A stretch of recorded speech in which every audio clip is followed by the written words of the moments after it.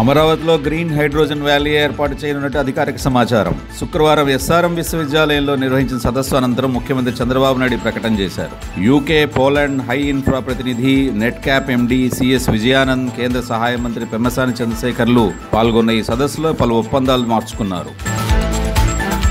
YCP మాజీ MP Mithun Reddy ముందస్తు బెయిల్ను నిరాకరించిన సర్వోన్నత న్యాయస్థానం లొంగిపోవడానికి కొంత సమయం ఇవ్వాలన్న అభ్యర్థనను తోసిపుచ్చిన వైనం. వారెంట్ కోసం ఏసీబీ కోర్టులో మెమో వేసిన సిట్. వైసీపీలో ప్రతిరోజు ఎవరో ఒకరు జైళ్లకు వెళ్లడం ఆనవాయితీగా మారిందని సామాన్య జనం నవ్వుకుంటున్నారు.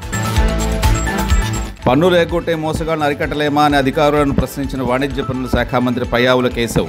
ఈ సమీక్ష చూసి మంత్రి అడిగిన తీరు చూసి పొట్టచెక్కలేయాలని నవ్వుకుంటున్న జనం. దారి దోపిడీ దొంగలకు కూడా ట్రైనింగ్ ఇవ్వగలిగిన సామర్థ్యం ఉన్న కొందరు అధికారులున్నంతకాలం జీఎస్టీ వసూళ్లు అసాధ్యమని అందరికీ తెలిసినా మంత్రి అమాయకంగా ప్రశ్నించడంపై పలు విమర్శలు చేస్తున్నారు. టాక్సేషన్ విధానంలో మార్పులు చేసే అవకాశం ఉన్న రాజకీయ ఒత్తిళ్ల కారణంగా ఈ మార్పులనేవి రాకపోవడం వల్ల విచ్చలవిడిగా అధికారులు చేస్తున్న దోపిడీలు అరికట్టడం అంత సులువు కాదని మంత్రి గ్రహించాలని కోరుకుంటున్నారు. పోలవరం డయాఫ్రామ్ వాల్ ఎప్పటికి పూర్తి చేస్తారని ప్రశ్నించిన కేంద్ర జలశక్తి కార్యదర్శి దేవశ్రీ ముఖర్జీ నిధులున్న బిల్లులు ఎందుకు పెండింగ్ పెడుతున్నారని ఆమె ప్రశ్నించారు. చెప్పిన సమయానికి నిర్మాణం పూర్తవుతుందా అని నిలదీశారు. అనుకున్న ప్రకారం పనులు జరగడం లేదని, 2008లో ప్రారంభమై 2018కి పూర్తి కావాల్సిన ఈ ప్రాజెక్టు 7 సంవత్సరాలు వెనకబడి నడుస్తున్నా ఇప్పటికీ స్పష్టమైన కాలపరిమితి కనిపించడం లేదని విమర్శించారు. పాక్ ఆక్రమిత కాశ్మీర్లో కరడుగట్టిన ఉగ్రవాది మసూద్ అజార్ మకాం వేశాడన్న అనుమానంలో నిఘా వర్గాలు. నిషేధింపబడ్డ ఉగ్రవాద సంస్థ జైషే మహమ్మద్ ముష్కర్ ముఠా అధినేత మౌలానా మసూద్ అజాద్ ఎక్కడున్నాడో చెబితే మేమే అరెస్ట్ చేసి భారత్కు అప్పగిస్తామని పాకిస్తాన్ విదేశాంగ మంత్రి బిలావల్ భుట్టో వెటకారంగా ప్రకటించిన నేపథ్యంలో భారత నిఘా వర్గాలు తమ ప్రయత్నాలు ముమ్మరం చేసి అతడి జాడలను పాక్ ఆక్రమిత కాశ్మీర్లో ఉన్నట్లు కనుక్కున్నారని సమాచారం. కంచే చేను వేసినట్లు న్యాయస్థానాలలోని లంచగొండితనం అత్యంత బలంగా పాతుకుపోతోంది. ముఖ్యంగా విజయవాడ, మచిలీపట్నం, నరసాపురం లాంటి చోట్ల కోర్టు సిబ్బంది బాహాటంగానే పనికి ఇంత అని నిర్దాక్షిణ్యంగా వసూలు చేస్తున్నారు. కక్షిదారుడు డబ్బున్నవాడు అని పసిగడితే లేదా అత్యవసరంలో ఉన్నాడని గ్రహిస్తే ఈ వసూళ్లు మరింత అధికం అవుతాయి. కోర్టు సర్టిఫైడ్ కాపీలను ముడిపడి ఉన్న పాస్పోర్ట్లు, ఇతరత్ర అనుమతులు కాలపరిమితి దాటిపోయి సామాన్య మాటల్లో చెప్పలేంత ఇబ్బందులకు గురవుతున్నారు.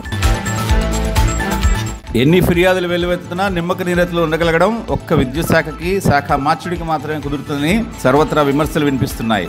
రాష్ట్ర వ్యాప్తంగా అప్రకటిత కరెంటు కోతలు ప్రజలు తీవ్ర ఇబ్బందులకు గురి చేస్తున్నా అధికారులు మాత్రం చలనం లేకుండా ఈ ఫిర్యాదులతో తమ సంబంధం లేనట్లు వ్యవహరిస్తున్నారు. మళ్లీ ఓట్లు అడగడానికి తప్ప మధ్యలో కనిపించని మంత్రులను నోరు నెప్పి పుట్టేందుకు తిట్టుకోవడం తప్ప చేసేదేముందని కొందరు నిస్సహాయత వ్యక్తం చేస్తున్నారు. గుంటూరు నగరానికి అత్యంత కీలకమైన ఇన్నర్ రింగ్ రోడ్ 3వ దశ నిర్మాణానికి టెండర్లను ఆహ్వానించిన CRDA 48 కోట్లు మంజూరు చేసినట్లు, ఈ నిర్మాణం వల్ల దాదాపు 2 దశాబ్దాలుగా ఉన్న నిరీక్షణకు తెరపడుతున్న అధికారులు తెలిపారు. ఈ 3వ దశ నిర్మాణం వల్ల రాయలసీమ, హైదరాబాద్ నుంచి వచ్చేవారు గుంటూరు పట్టణంలోకి రావాల్సిన అవసరం లేకుండానే పేరేచర్ల మీదుగా అమరావతి, విజయవాడలకు చేరుకోవచ్చు.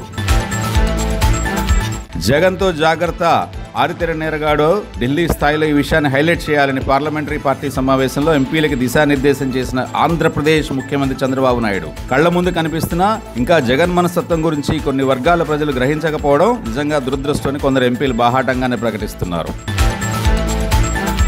ఏపీఎస్ఆర్టీసీ విజయవాడ కార్యాలయంలో జోరుగా వడ్డీ వ్యాపారం. సమస్యలతో ఉన్న వాళ్లే వాళ్ళ టార్గెట్. డబ్బులు తిరిగి కట్టేసినా మోసంతో మళ్లీ కట్టించుకుంటున్నారు. కొండకచో చట్టాలను కూడా తప్పుదోవ పట్టిస్తున్నారు. అమాయకులు, అవసరాల్లో ఉన్న వాళ్ళు చట్టాల నుంచి ఏ సహాయత అందక తమలో తామే కుమిలిపోతున్న సంఘటనలు. దీనిపై త్వరలోనే మై టీవీ ఒక ప్రత్యేక కథనం.